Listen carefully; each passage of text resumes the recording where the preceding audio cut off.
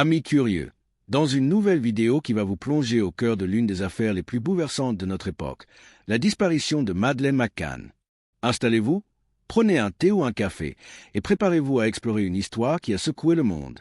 C'était une soirée douce et étoilée de mai 2007, à Praia da Luz, une petite ville côtière du Portugal, où l'odeur de l'océan et les rires des vacanciers emplissaient l'air. Mais en un instant, cette sérénité s'est brisée, laissant une famille dévastée et le monde entier en quête de réponses. Cette affaire, vous en avez peut-être entendu parler, mais elle va bien au-delà des gros titres. Elle touche à des vérités humaines profondes, l'espoir, la perte, la quête de justice et la résilience face à l'inimaginable. Aujourd'hui, nous allons retracer chaque moment clé de cette nuit fatidique à une conclusion que personne n'aurait osé rêver. Préparez-vous à remettre en question vos certitudes sur la vérité, la justice et peut-être même sur vous-même. Avant de commencer, n'oubliez pas de liker la vidéo si ce type de contenu vous plaît. Ça aide énormément la chaîne. Abonnez-vous et activez la cloche pour ne rien manquer. En commentaire, partagez d'où vous regardez et quelle heure il est chez vous. J'adore vous lire. Ça rend cette histoire plus humaine. Maintenant, prenez une grande inspiration et plongeons ensemble dans l'histoire de Madeleine McCann. Une soirée à Praia da Luz. Imaginez une soirée paisible dans une petite station balnéaire de l'Algarve, au Portugal. Nous sommes le 3 mai 2007, à Praia da Luz, un endroit où les familles affluent pour le soleil, la mer et la détente. Les rues baignent dans la lumière douce des lampadaires, l'odeur de poissons grillés et d'embrun flotte dans l'air, et les rires des enfants résonnent encore après une journée à la plage. C'est une carte postale vivante, un tableau idyllique de vacances parfaites. Pourtant, sous cette façade de tranquillité, un drame inimaginable se prépare. Dans l'appartement 5A du complexe Ocean Club, une petite fille de 3 ans, Madeleine McCann, dort paisiblement. Enroulée dans sa couverture rose préférée, elle repose dans un lit simple, entourée de l'atmosphère chaleureuse d'une location de vacances. Ses parents, Kate et Jerry McCann, 2 médecins britanniques, profitent de leurs vacances avec leurs 3 enfants, Madeleine et ses jumeaux de 2 ans, Sean et Amélie. La journée a été remplie de moments simples mais précieux. Jeux dans la piscine, éclats de rire autour d'un dîner, et histoires du soir murmurées tendrement. Tout semble aller pour le mieux. Comme beaucoup de parents en vacances, Kate et Jerry souhaitent s'accorder une soirée entre adultes. Ils rejoignent leurs amis, un groupe plus tard surnommé les Tapas Seven, dans un restaurant tapas à seulement quelques mètres de l'appartement. La distance est minime, 1 minute de marche à travers le patio, et ils ont pris soin d'établir une routine, vérifier les enfants toutes les demi-heures, en alternance.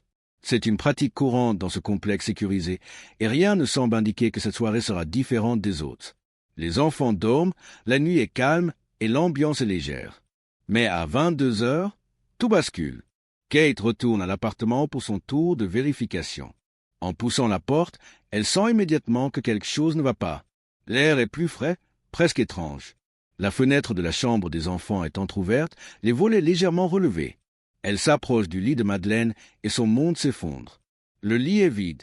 La couverture rose est là, soigneusement pliée, mais Madeleine a disparu. Une panique viscérale envahit Kate. Elle hurle, un cri déchirant qui brise le silence de la nuit. Madeleine est partie. Quelqu'un l'a prise. Jerry et leurs amis accourent, fouillant frénétiquement l'appartement, sous les lits, dans les placards, derrière les rideaux. Mais il n'y a aucune trace de la fillette. C'est comme si elle s'était volatilisée. La police locale est alertée dans l'heure, mais la scène est déjà chaotique. Voisins, touristes, employés de l'hôtel affluent, attirés par l'agitation. L'appartement devient un tourbillon de panique désordonnée. Personne ne pense à préserver la scène pour des preuves ADN ou des empreintes. Les gens touchent tout, marchent partout, dans un espoir désespéré de trouver un indice. Mais Madeleine n'est nulle part, ni dans le complexe, ni dans les rues voisines, ni sur la plage. Le lendemain, le visage de Madeleine McCann envahit les écrans et les journaux. Ses grands yeux bruns, ses cheveux blonds et sa particularité unique, un collarbone, une petite marque dans l'iris de son œil droit, deviennent immédiatement reconnaissables. Les médias britanniques, portugais, puis internationaux placardent sa photo en une. Kate et Jerry, dévastés, lancent un appel déchirant. « S'il vous plaît, ramenez notre fille !» Ils s'accrochent à la peluche préférée de Madeleine, Cat, comme un dernier lien avec elle. Le monde répond avec une vague de solidarité. Des signalements affluent de partout. Une fillette vue sur un ferry au Maroc, un homme portant un enfant près du complexe, une silhouette dans une ruelle. Chaque piste est une lueur d'espoir, mais aussi une nouvelle blessure lorsqu'elle s'effondre. La police portugaise, sous une pression écrasante, entame son enquête. Mais dès les premières heures, Les erreurs s'accumulent. La scène n'a pas été correctement sécurisée. Les témoignages divergent. La fenêtre était-elle ouverte par un intrus ou l'a-t-on ouverte après? Les volets étaient-ils forcés? Les questions s'empilent, mais les réponses manquent. Pendant ce temps, les médias s'emparent de l'histoire. Les tabloïds britanniques, avides de sensationnel, transforment Madeleine en l'ange disparu. Mais bientôt, les gros titres prennent une tournure plus sombre. Pourquoi les enfants étaient-ils seuls? Murmurent certains. Que cachent les McCann? Insinuent d'autres. En un instant, une famille en deuil devient le centre d'une tempête mondiale, où chaque mot, chaque geste, chaque larme est scrutée et jugée. Cette soirée à Praia da Luz n'a pas seulement marqué la disparition d'une fillette. Elle a déclenché une saga qui allait captiver, diviser et hanter le monde pendant près de 2 décennies. Une histoire où la vérité semblait toujours hors de portée, où l'espoir et le désespoir s'entremêlaient sans répit. Au cœur de tout cela, une petite fille, un lit vide et une couverture rose qui ne suffisait plus à réchauffer personne. L'enquête et la tempête médiatique. La disparition de Madeleine McCann n'est pas seulement une tragédie familiale, elle devient rapidement un phénomène mondial, une énigme qui mobilise des millions de personnes, des détectives amateurs aux agences comme Interpol. Mais avec cette attention massive vient un raz-de-marée médiatique qui transforme une enquête criminelle en un spectacle public, où les faits se noient dans un océan de spéculations, de rumeurs et de jugements hâtifs. Dans cette partie, nous allons plonger dans les débuts chaotiques de l'enquête, les premières pistes et la manière dont le monde entier s'est retrouvé à scruter chaque détail de la vie des McCann. Dès les premières heures, la police portugaise est submergée. Praia da Luz n'est pas une métropole, et ses forces de l'ordre ne sont pas habitués à gérer une affaire de cette ampleur. Les officiers arrivent rapidement sur les lieux, mais l'appartement 5A est déjà compromis. Des dizaines de personnes, voisins, touristes, amis des McCann, ont traversé la scène, touchant les poignets, les meubles, les volets. Les chances de récupérer des empreintes ou de l'ADN s'amenuisent à chaque instant. Les premiers témoignages, recueillis dans la confusion, sont contradictoires. Un couple irlandais affirme avoir vu un homme portant un enfant en pyjama, semblable à celui de Madeleine, près du complexe. Une touriste néerlandaise rapporte une fillette blonde sur un ferry vers le Maroc. Chaque signalement est poursuivi avec ferveur, mais aucun ne mène à Madeleine. Pendant ce temps, Kate et Jerry tentent de garder espoir. Kate, en particulier, s'accroche à Cul-de-Cat, la peluche rose de Madeleine, comme à un talisman. Jerry, plus pragmatique, organise des recherches avec leurs amis et répond aux journalistes qui affluent. Mais les médias ne se contentent pas de relayer leur appel à l'aide. Les tabloïds britanniques, connus pour leur sensationnalisme, commencent à poser des questions insidieuses. Pourquoi les enfants étaient-ils seuls? Où étaient vraiment Kate et Jerry ce soir-là? Ces murmures deviennent vite des accusations à peine voilées. La presse portugaise, elle, publie des fuites d'enquête, souvent inexactes ou exagérées. Une rumeur prétend que les volets ont été forcés, une autre qu'ils étaient déjà ouverts. La chronologie des événements reste floue et personne ne s'accorde. Les théories prolifèrent. Certains imaginent un enlèvement opportuniste, un criminel ayant profité d'un appartement mal surveillé. D'autres évoquent des hypothèses plus sombres, un réseau de trafic humain, une organisation criminelle ou un acte ciblant spécifiquement Madeleine. Des témoins rapportent avoir vu un homme observer les enfants du complexe jour avant la disparition, simple coïncidence ou signe d'un prédateur. Les signalements affluent du Maroc, de Malte, d'Espagne, voire d'Australie. Chaque piste rallume l'espoir, mais chaque déception creuse le vide. Une fillette dans un café n'est pas Madeleine. Une photo floue envoyée par un touriste ne correspond pas. Le monde cherche, mais personne ne trouve. Puis, en septembre 2007, l'enquête prend un tournant dévastateur. La police portugaise, frustrée par le manque de progrès, se tourne vers les McCann eux-mêmes. Des détails troublants émergent, du moins aux yeux des enquêteurs. Pourquoi Kate a-t-elle immédiatement crié « Quelqu'un l'a prise ?» comme si elle savait que Madeleine n'avait pas fugué? Pourquoi Jerry semble-t-il s'y mettre de lui dans les interviews? Et surtout, pourquoi des parents, médecins respectés, ont-ils laissé leurs jeunes enfants seuls? Ces questions, bien que cruelles, prennent racine. La police désigne Kate et Jerry comme arguidos suspects formels. Cette décision est un coup de tonnerre. Les McCann passent de parents désespérés à suspects dans la disparition de leur fille. Les médias s'enflamment. Les tabloïds britanniques oscillent entre compassion et suspicion. Un jour, Kate est une mère brisée, serrant Cul-de-Cat dans des conférences de presse déchirantes. Le lendemain, elle est accusée de froideur pour ne pas assez pleurer. Jerry, tantôt père déterminé, tantôt homme calculateur. Des fuites, souvent non vérifiées, attisent le feu, Un chien détecteur de cadavres aurait réagi dans l'appartement. Des traces biologiques, peut-être du sang, auraient été trouvées. Soudain, l'affaire devient un drame domestique potentiellement macabre. Les spéculations explosent. Madeleine serait morte accidentellement et les McCann auraient caché son corps. Pour Kate et Jerry, c'est un cauchemar dans le cauchemar. Ils engagent des avocats, des experts en communication et martèlent « Nous voulons retrouver notre fille ». Le public se divise. Certains soutiennent les McCann, organisant des veillées et partageant des affiches de Madeleine. D'autres, influencés par les gros titres, doutent. Les forums en ligne s'enflamment, remplis de détectives autoproclamés disséquant chaque détail. La posture de Kate, un mot mal choisi de Jerry, une photo où Madeleine semble triste. L'affaire devient un feuilleton mondial, où la vérité semble s'éloigner à chaque instant. Les McCann, eux, ne baissent pas les bras. Ils créent le Find Madeleine Fund, financé par des dons, pour poursuivre les recherches. Ils engagent des détectives privés, rencontrent des autorités et même le pape dans un geste d'espoir. Mais chaque jour rend la piste plus froide. Les Tapas Seven, leurs amis, sont aussi entraînés dans la tempête, leur vie scrutée, leurs témoignages disséqués. Kate, dans ses mémoires, décrira cette période comme un enfer. Non seulement sa fille a disparu, mais le monde la juge pour cela. L'affaire Madeleine McCann devient un miroir tendu à la société, révélant nos fascinations, nos préjugés et notre besoin de réponse, même quand elles n'existent pas.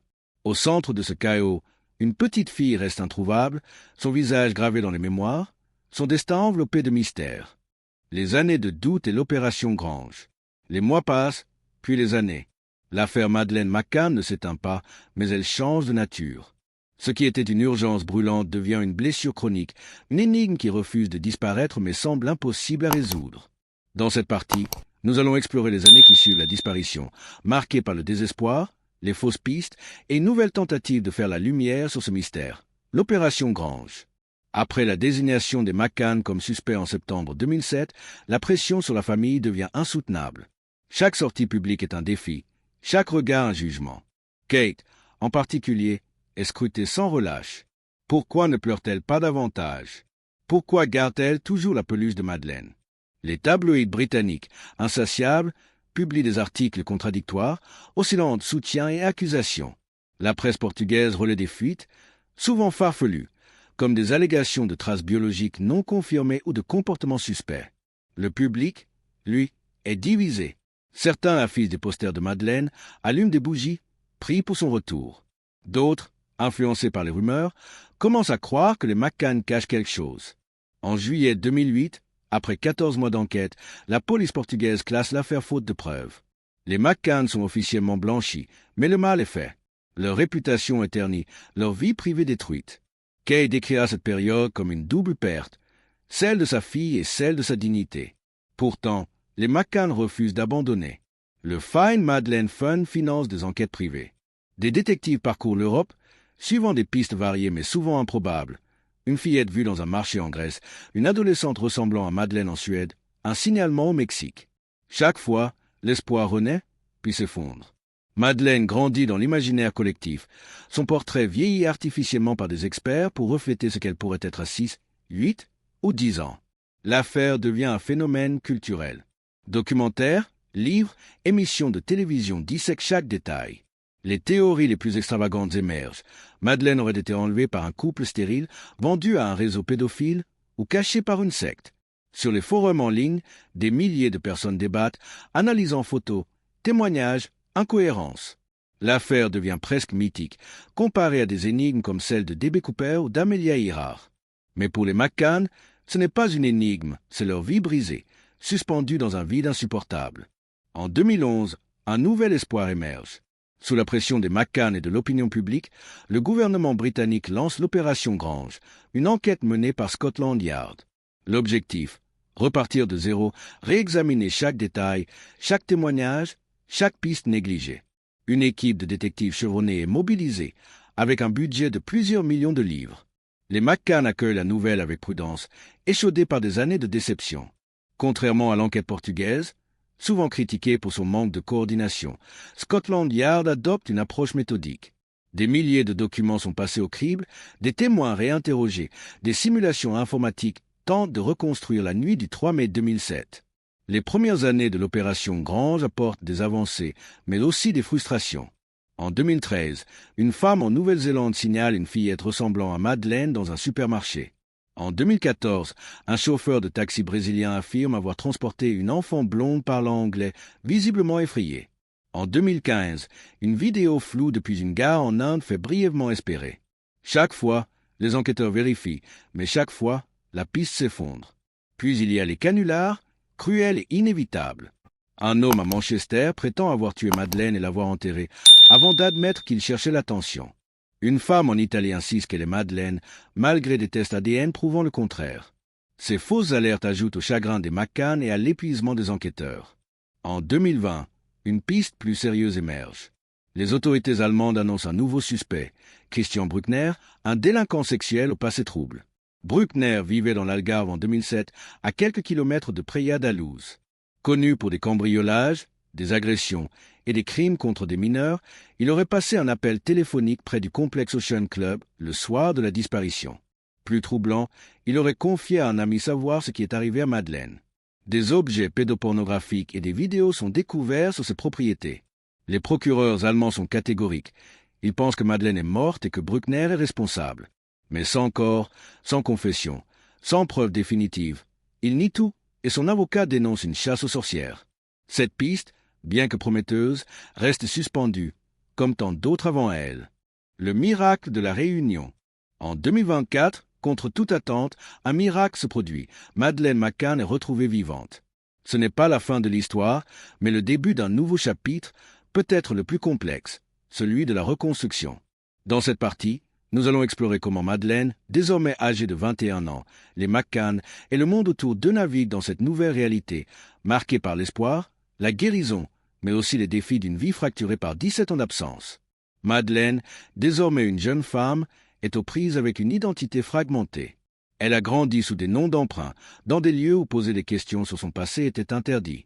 On lui a raconté que ses parents biologiques ne voulaient pas d'elle, un mensonge qui a laissé des cicatrices profondes. Dans un établissement spécialisé, elle travaille avec des psychologues pour démêler ses souvenirs. Elle se raccroche à des fragments, l'odeur de sa couverture rose, le rire de ses parents, mais chaque souvenir ravive aussi la douleur. Elle pose des questions sur Sean et Amélie, ses jumeaux désormais adultes, sur sa chambre, sur les chansons qu'on lui chantait. Ces détails sont pour elle des encres dans un océan d'incertitude. Pour Kate et Jerry, retrouver Madeleine est un mélange de joie indescriptible et de chagrin silencieux. Ils ont rêvé de ce moment pendant 17 ans, mais la réalité est complexe. Madeleine n'est plus la fillette qu'ils ont couchée en 2007. Elle a ses propres expériences, ses blessures et une méfiance envers un monde qui l'a transformée en icône sans son consentement. Kate passe des heures à lui montrer des albums photos, à raconter des anecdotes, sa première d'en tomber, ses rires à la plage, son amour pour les histoires de princesses. Jerry écrit un journal pour Madeleine, un recueil des moments qu'elle a manqués, Noël en famille, vacances à la mer, petits instants du quotidien. Ces gestes tissent un pont fragile entre passé et présent. Sean et Amélie, désormais dans la vingtaine, jouent un rôle clé. Ils ont grandi sous l'ombre de la disparition de leur sœur, avec les murmures des voisins, les regards curieux, les articles de presse. Rencontrer Madeleine est à la fois merveilleux et étrange. Ils partagent des souvenirs qu'elle ne connaît pas aux jeux dans le jardin. Soirée cinéma, mais découvrent aussi des points communs. Un goût pour la musique, un rire similaire. Ces moments, bien que fragiles, sont les premiers pas vers une relation fraternelle. Pendant ce temps, l'enquête criminelle s'intensifie. Christian Bruckner reste le principal suspect. De nouvelles perquisitions révèlent des données téléphoniques le plaçant près de Praia da Luz le soir de la disparition, des témoignages d'anciens complices et du matériel électronique troublant. Les enquêteurs reconstruisent ces déplacements dans les semaines suivant l'enlèvement. Mais pour Madeleine, la justice est secondaire. Sa priorité est de comprendre qui elle est. Elle refuse les interviews, les caméras, les documentaires, demandant via son équipe juridique « Respectez ma vie privée pendant que je découvre qui je suis ». Sur les réseaux sociaux, un changement s'opère. Les spéculations laissent place à des messages de soutien. Des bougies virtuelles s'allument, des lettres ouvertes s'écrivent, des excuses émergent pour avoir traité l'affaire comme un jeu. Des artistes créent des œuvres en l'honneur de Madeleine, non plus comme une victime, mais comme une survivante. Cette vague de compassion rappelle que l'espoir peut encore exister dans un monde cynique. Madeleine explore le monde à sa manière. Elle s'inscrit à des cours d'art, découvre la musique, planifie un voyage pour voir l'océan Atlantique à Praia da Luz, non pour revisiter le passé, mais pour le réécrire. Elle veut marcher sur cette plage, sentir le vent et construire de nouveaux souvenirs. Nous voici à la fin de cette saga extraordinaire qui a débuté par une nuit tragique à Praia da Luz et s'est achevée par un miracle inattendu. L'histoire de Madeleine McCann n'est pas seulement celle d'une disparition ou d'une enquête. C'est une histoire de résilience, d'espoir et de ce que signifie continuer à chercher quand tout semble perdu. Madeleine, aujourd'hui une jeune femme, est bien plus qu'une survivante. Elle revendique son droit à écrire sa propre histoire, loin des caméras et des gros titres. Pour Kate et Jerry, ces 17 années ont été un voyage à travers l'enfer, mais leur amour et leur ténacité les ont menés à serrer leur fille dans leurs bras à nouveau. Pour Sean et Amélie, c'est l'occasion de découvrir une sœur qu'ils n'ont connue qu'à travers des souvenirs. Et pour Madeleine, c'est le début d'un chemin vers la guérison, où elle peut enfin être autre chose qu'un visage sur une affiche. Mais cette histoire nous parle aussi à nous, spectateurs et auditeurs. Elle nous rappelle que derrière chaque gros titre, il y a des vies réelles, des cœurs qui battent, des familles qui souffrent.